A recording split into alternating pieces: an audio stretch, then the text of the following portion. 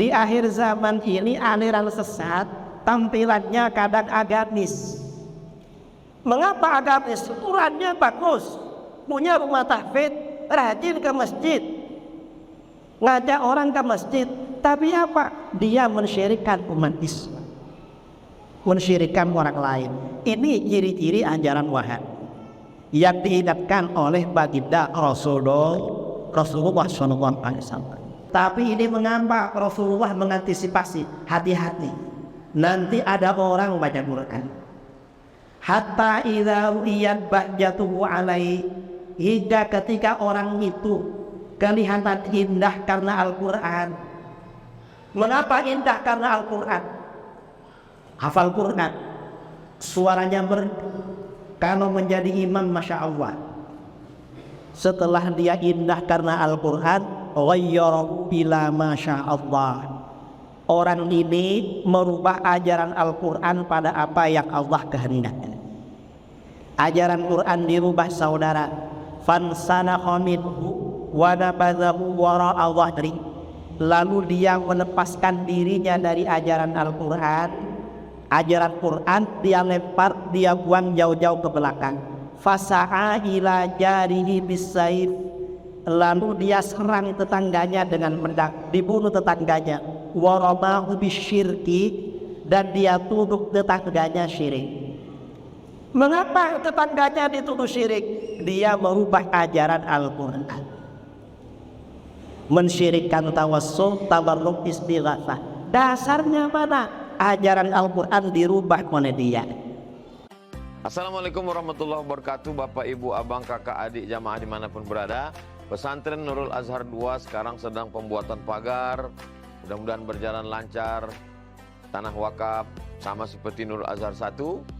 Mari kita selesaikan supaya anak-anak penghafal Quran bisa mulai belajar di 2024. Dan mengalirlah hendaknya pahalanya untuk almarhumah ibu, almarhum ayah kita. Kita doakan, kita hadiahkan. Ini 2-3 sak semen, batu bata, kerikil, dibangunkan ke pagar, dibangunkan ke kelas, ke asrama, mengalir pahalanya. Hadiahkan untuk mereka. Anaknya dapat, orang tua pun dapat. Melalui BSI Bank Syariah Indonesia, nomornya 147 6666 mudah ingatnya, 147 666666, atau Bank Riau Kepri Syariah 820 11 66666. Sekali lagi 820 11 66666 atas nama Yayasan Tabung Wakaf Umat. Jangan lupa sertakan kode transfer di akhir 01, di akhir nominal transfer. Contoh 100.000 misalnya 100 001. Barakallahu fikum. Wassalamualaikum warahmatullahi wabarakatuh. Assalamualaikum warahmatullahi wabarakatuh. Bismillahirrahmanirrahim. Alhamdulillahi rabbil alamin. Lahul hamdu wa lahul fadlu wa lahus salamul hasan. Asyhadu an la ilaha illallah wahdahu la syarika lahu, wa asyhadu anna sayyidana Muhammadan abduhu wa rasuluh.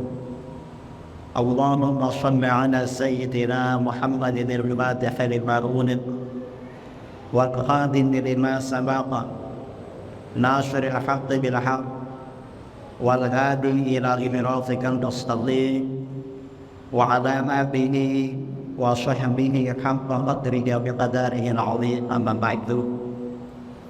Para tamu, para buya, para tuan guru yang saya muliakan dan saya hormati, para hadirin, para asatidz, jajaran pengurus DKM Masjid Sultan Iskandar Muda, yang juga saya hormati para jamaah kaum muslimin dan muslimat yang hadir pada malam ini dalam rangka tabligh akbar dengan tema keistimewaan Ahlus Sunnah wal Jamaah, yang enggan saya banggakan dan saya hormati.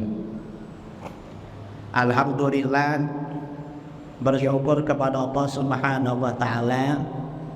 Mungkin untuk pertama kali saya bersilaturahmi di Masjid Raya Sukatis Iskandar yang di Pekanbaru. Kalau Masjid Raya yang di Banda Aceh sudah berkali-kali.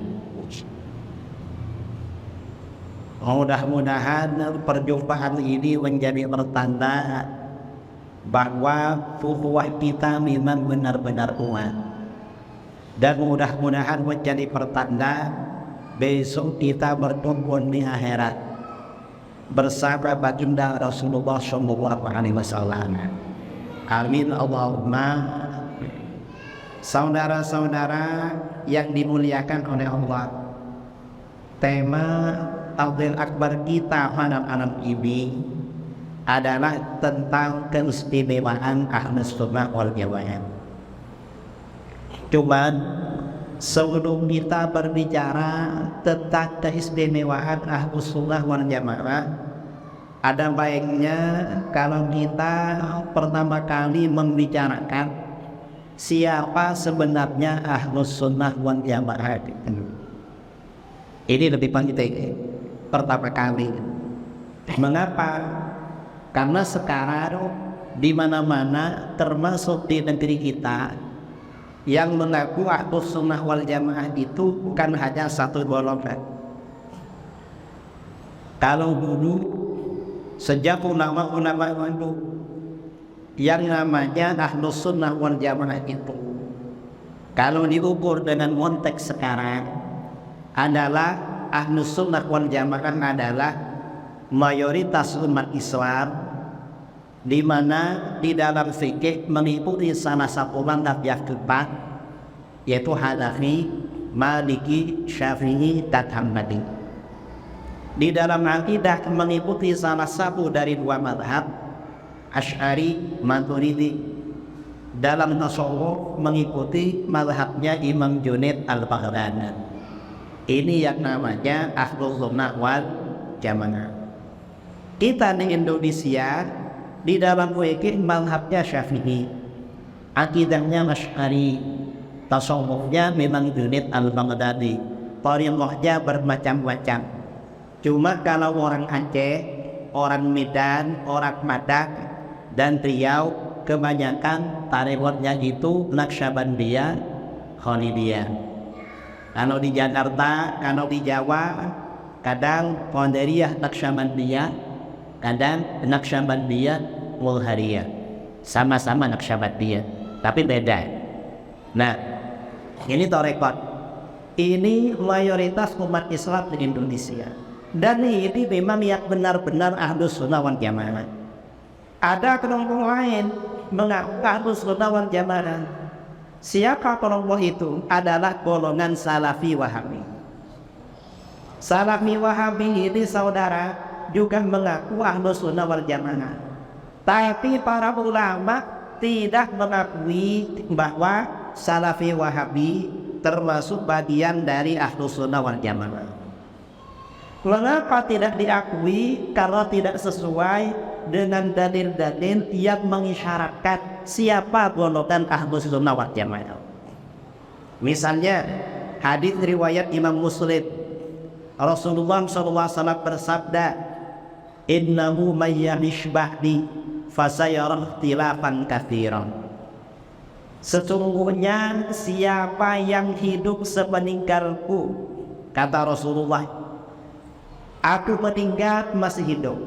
Siapa yang hidup setelah aku meninggal, maka akan melihat perbedaan pendapat yang banyak. Nanti setelah aku meninggal banyak perbedaan pendapat. Kalau Rasulullah masih hidup, ada perbedaan pendapat gampang, tinggal tanya pada beliau. Tapi kalau beliau sudah tidak ada, apa rambu-rambunya golongan yang kita ikuti? Rasulullah memberikan rambu-rambu, fa'alaikum bisunnati wa sunnatil khulafa'ir rasyidin. Maka kamu berpeganglah dengan sunnah dan sunnah khulafa'ur rasyidin. Jadi ketika terjadi perbedaan pendapat, Rasulullah memberikan rambu-rambu, tanda-tanda isyarat mengikuti sunnah Rasul dan sunnah khulafa'ur. Nah, golongan yang mengikuti sunnah Rasul dan sunnah Khulafaur Rasyidin ini disebut dengan golongan Ahlus Sunnah wal Jamaah. Jadi Ahlus Sunnah wal Jamaah, Ahlus Sunnah itu artinya pengikut sunnah Rasul, Jamaah itu artinya pengikut jamaah sahabat, terutama Khulafaur Rasyidin. Ini dalam satu hadis. Jadi kalau terjadi perbedaan pendapat, yang ini memang kuncinya. Kalau Salafi Wahabi beda. Bedanya apa? Orang Wahabi ini saudara, kalau sudah dihantam berbagai dalil gak bisa jawab, senjata terakhir mereka bagaimana? Kata mereka, kalau memang Wahabi ini sesat, mengapa Wahabi sekarang ini yang menguasai dua tanah suci, Makkah dan Madinah? Jawaban kita, itu kan bukan dalil. Rasulullah memberikan rambu-rambu, kalau terjadi perbedaan pendapat, kita mengikuti sunnah Rasul dan sunnah Khulafaur Rasyidin. Rasulullah tidak menyampaikan kalau nanti berbeda pendapat maka ikuti siapa yang menguasai Mekah dan Madinah. Gak ada begitu. Mekah pernah dikuasai oleh Syiah pada abad ketiga Hijriah, abad ketiga. Bertahun-tahun Mekah ini dikuasai oleh Syiah Ismailiyah, orang minta.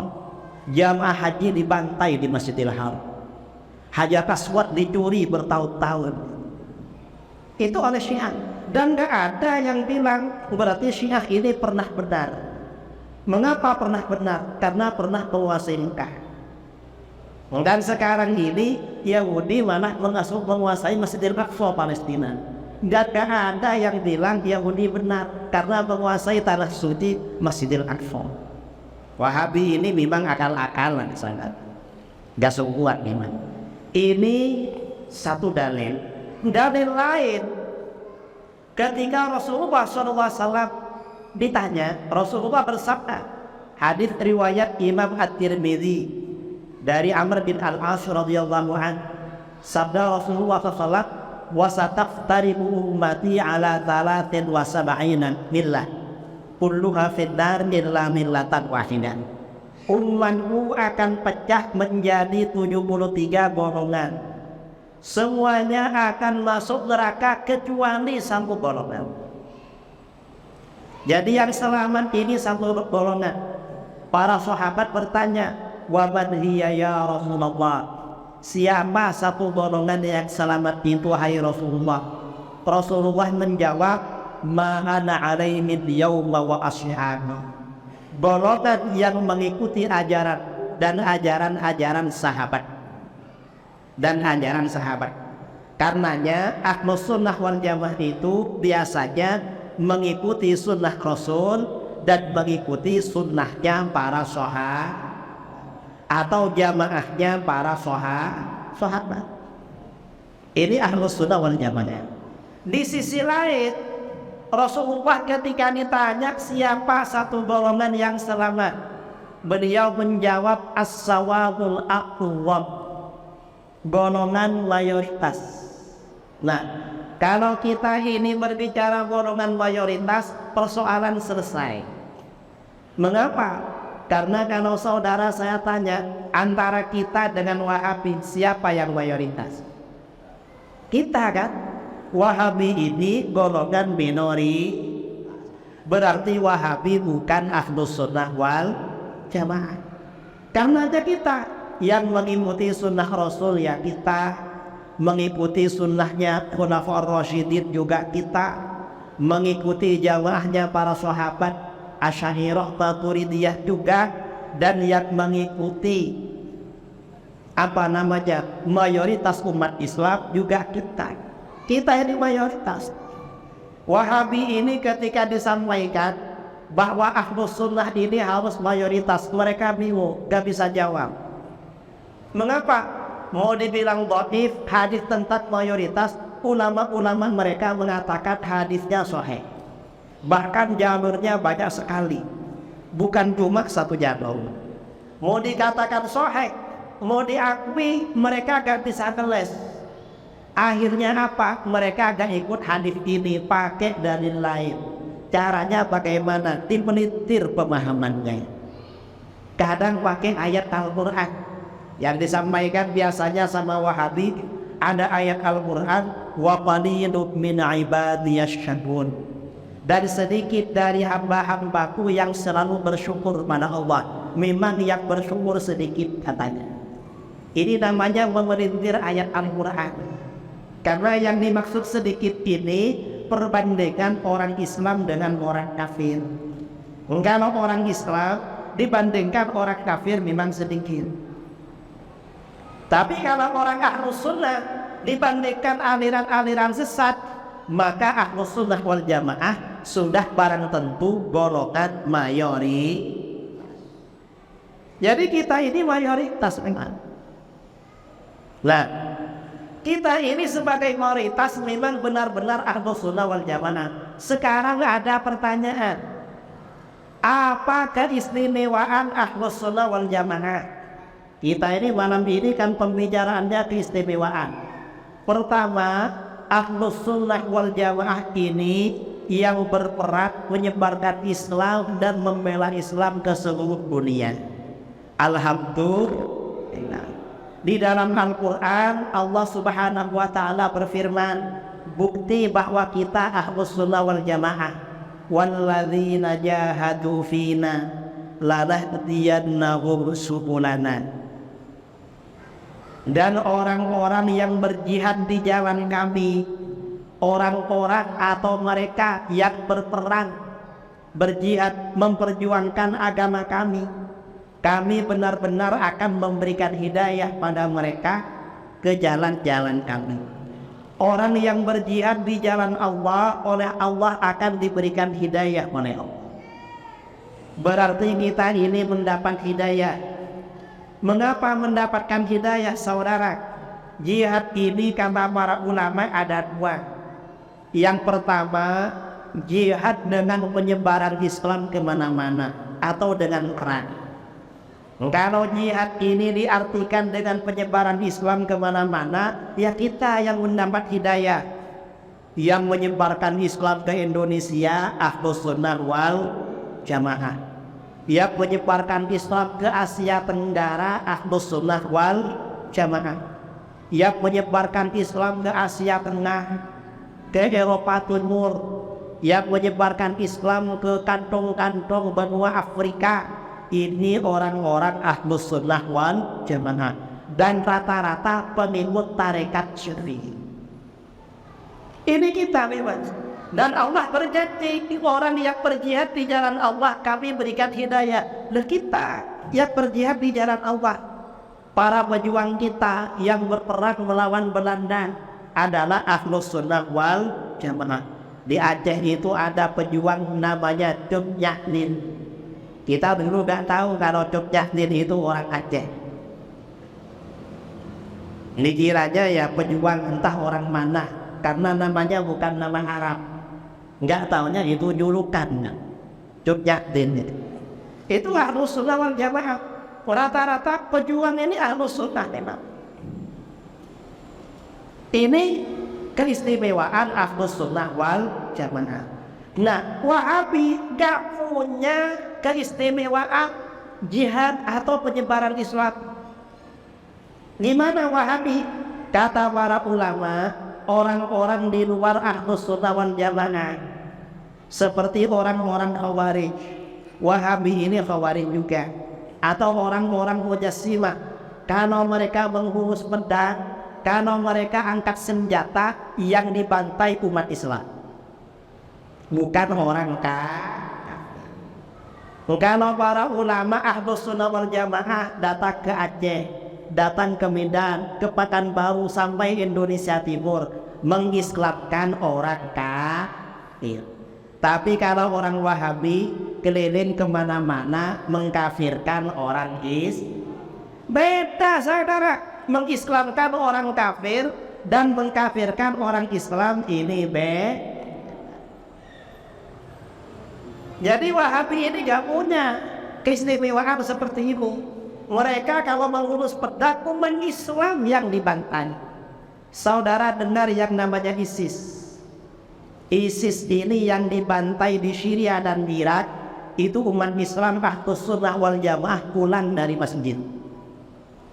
Mereka berdiri di depan pintu-pintu masjid. Orang keluar masjid ditanya ikut ISIS apa enggak. Gak ikut, dibunuh sama dia. Kalau ikut selamat. Itu orang ke masjid yang dibunuh. Tapi ketika Israel berperang dengan Gaza, ISIS gak ikut-ikut. Malah ISIS mendukung Israel akan menghancurkan Gaza katanya. Mengapa? Karena Wahabi ini memang akidahnya mirip-mirip dengan Yahudi. Ada kemiripan akidah. Ini masalah perjuangan ya. Jadi perjuangan penyebaran Islam ini, jihad penyebaran Islam ini memang bagian dari keistimewaan Ahlus Sunnah wal Jamaah. Sultan Salahuddin Al-Ayyubi yang dijuluki pahlawan perang salib, yang mengusir tentara salibis dari Palestina, beliau mazhabnya Asy'ari. Nama gurunya, beliau punya guru bernama Muhammad bin Al-Fadl Al-Khabushani. Al-Khabushani ini muridnya Imam Muhammad bin Yahya. Muhammad bin Yahya muridnya Imam Al-Ghazali. Ini pahlawan perang salib. Ya memang Ahlus Sunnah wal Jamaah, dan para pahlawan ini Ahlus Sunnah saudara. Kalau kita ini kaji data-data pahlawan umat Islam di mana-mana, Ahlus Sunnah wal Jamaah. Ini jihad yang pertama, jihad yang menggunakan pedang, senjata atau perjuangan penyebaran Islam. Ini memang pemerannya adalah Ahlus Sunnah wal Jamaah. Kalau yang membantai umat Islam Wahabi, dan bahwa Wahabi ini aliran sesat, ada hadisnya dari baginda Rasulullah SAW. Dalam hadis sahih riwayat Imam Ibnu Hibban dari Hudzaifah bin Al-Yaman radhiyallahu anhu, Rasulullah SAW bersabda, "Innama atakhawwafu 'alaikum rajulun qara'al Qur'an." Sesungguhnya sesuatu yang aku khawatirkan pada kalian adalah seorang laki-laki yang baca Quran. Membaca Quran ini pasti bagus, tapi ini mengapa Rasulullah mengantisipasi, hati-hati, nanti ada orang membaca Quran. Hatta idza ru'iyat bahjatuhu alaihi, hingga ketika orang itu kelihatan indah karena Al-Quran.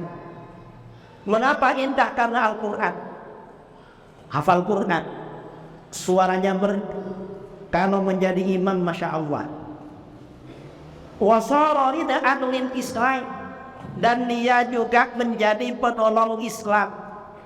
Kok penolong Islam?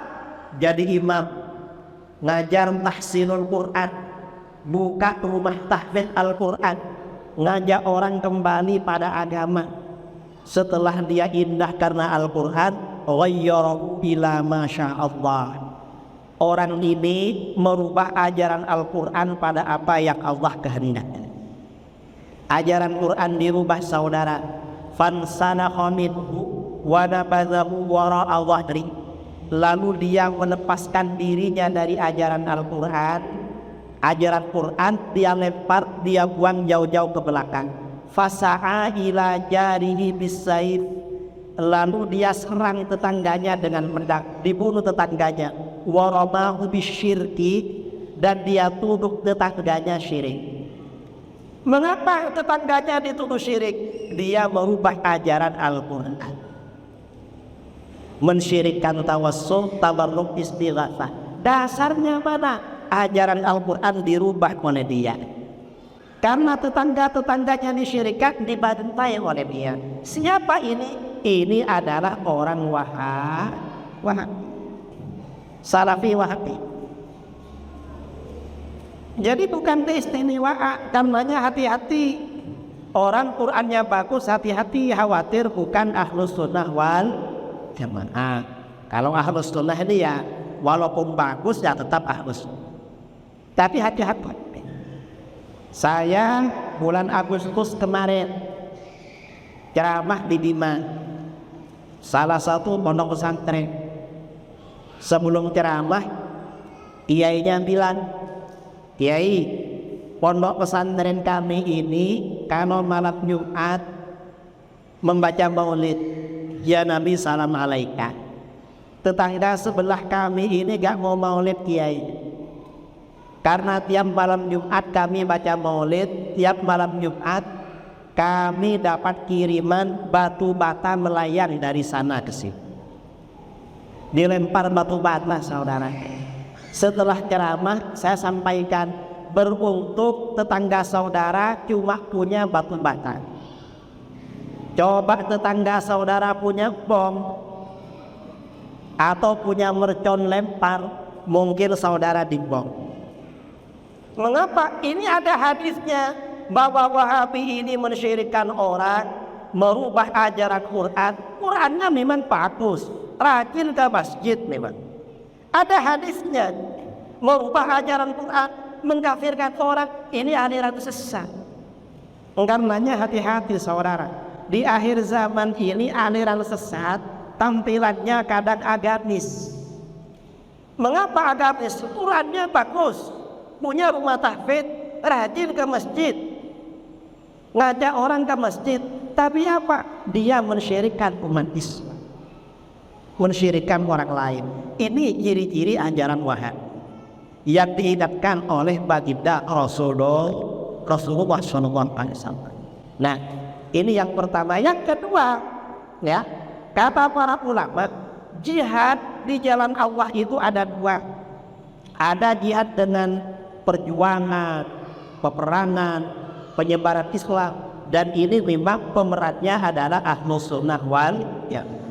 Ada jihad dengan ilmu, membela ajaran Islam pakai ilmu, mengarang kitab, berdebat atau apapun.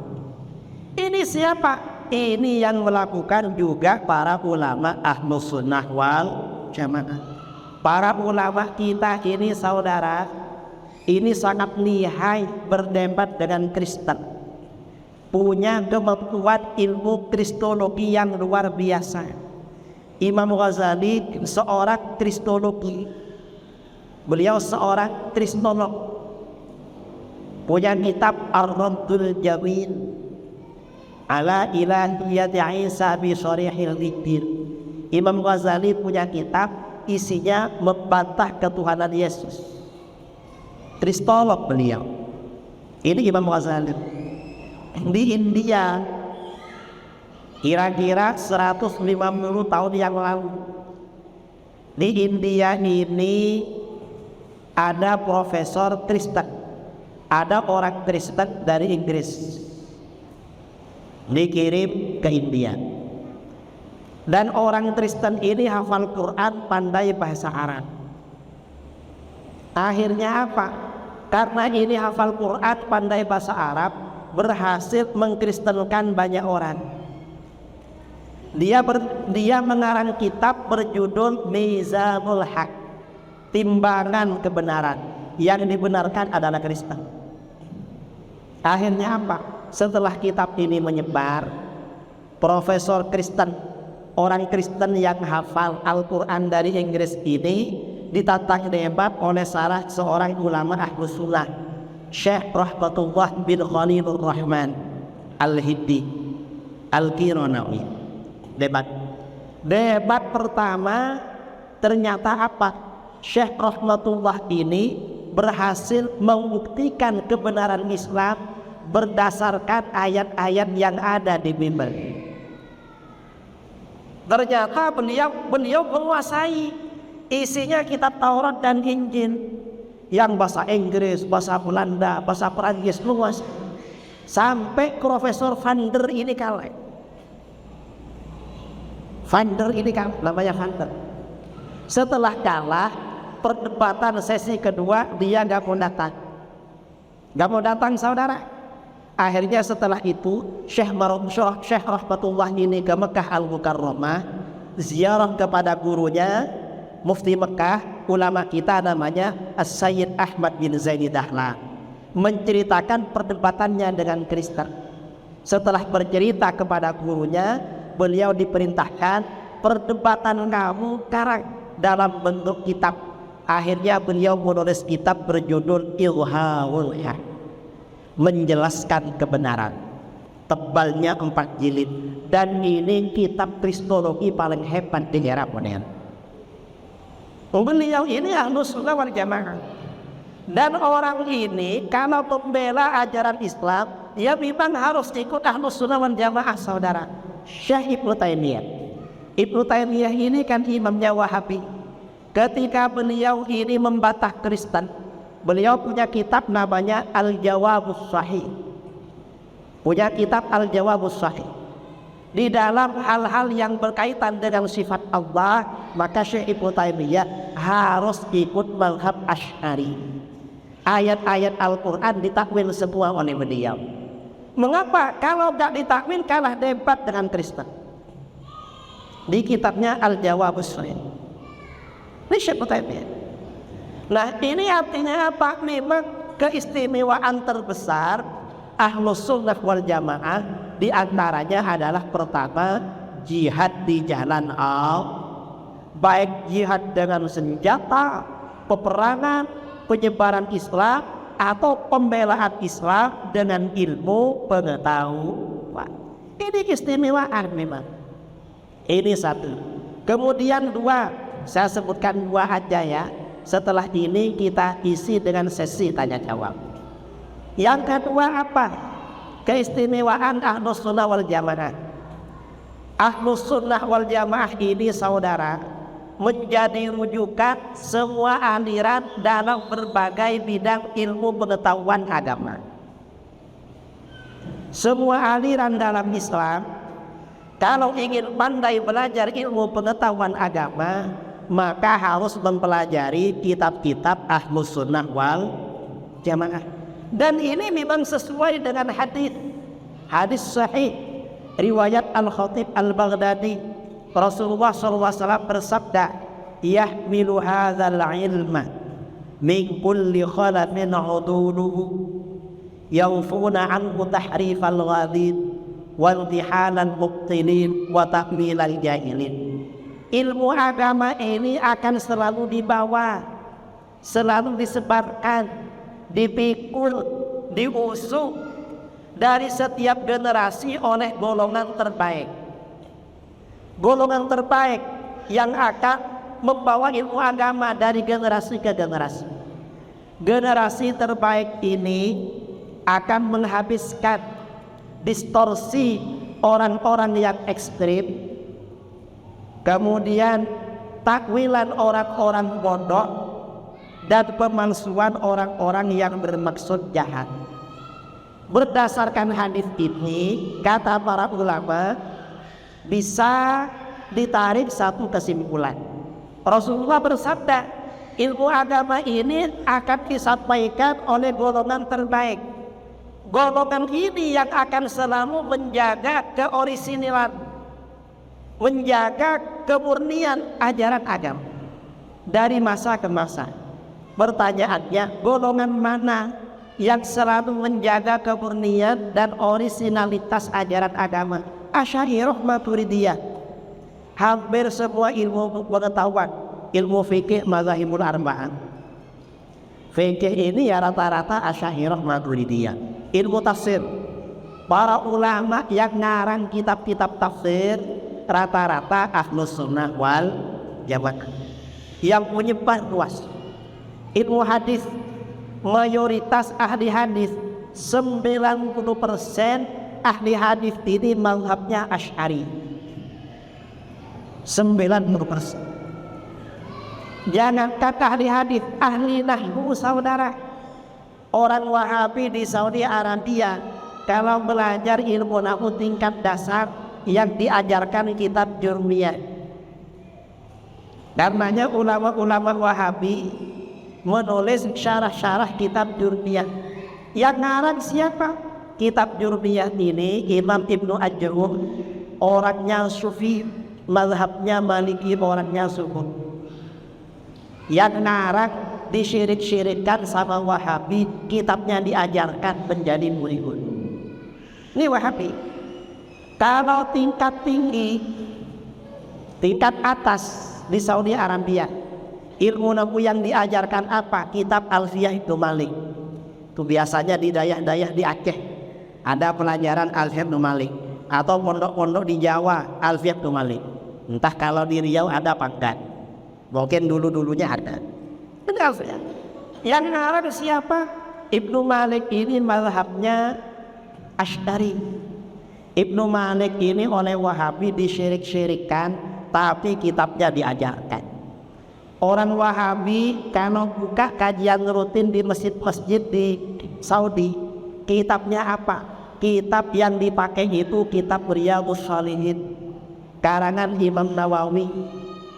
Imam Nawawi ini orangnya suka maulid, orangnya sufi, suka tawassul. Pengarangnya disyirik-syirikkan, tapi kitabnya diajarkan. Nah, ini artinya apa saudara? Orang yang mensyirikkan kita kutuk sama ilmu para ulama kita. Kalau mereka gak mempelajari ilmu para ulama kita, Ahlus Sunnah wal Jamaah, ya mereka gak punya ilmu. Ini termasuk bagian dari keistimewaan golongan Ahlus Sunnah wal Jamaah. Dan banyak saudara keistimewaan Ahlus Sunnah wal Jamaah ini kalau diterangkan banyak sekali. Karena kita ini malam Jumat, kita tabligh akbar. Kalau kita ini tabligh akbarnya ini hanya ceramah monolog dari saya, ini kurang interaktif. Ada baiknya kita pakai sesi tanya jawab. Pertanyaan bisa tertulis, dicatat, atau bisa juga secara langsung. Kira-kira gimana? Langsung apa tertulis? Dua-dua boleh ya. Jadi waktu saya kembalikan kepada MC untuk memandu jalannya tanya jawab. Dari saya kurang lebihnya mohon maaf. Assalamualaikum warahmatullahi wabarakatuh.